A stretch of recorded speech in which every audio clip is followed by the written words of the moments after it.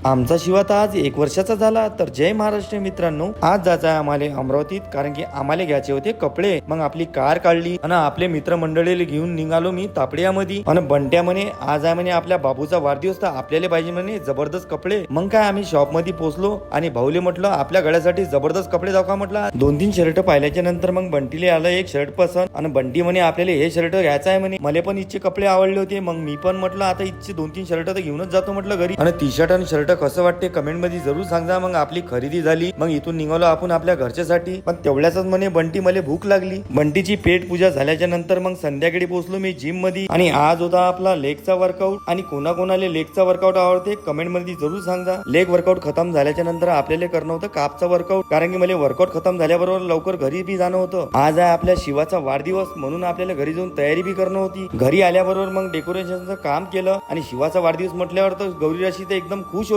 आणि आता वेळ झाली होती म्हणजे आमच्या शिवाच्या वाढदिवसाचा केक कापणं. आणि आज आमचा शिवा झाला पुरा 1 वर्षाचा. आणि डीजे सांगितल्यावर सगळ्यांना मस्त बळेपैकी डान्स केला. तर आजचा ब्लॉग मी इथंच खतम करतो. तुम्ही करा एन्जॉय. तर भेटू द्याच्या नवीन ब्लॉग मध्ये. फॉलो करायला विसरू नका. जय महाराष्ट्र मित्रांनो.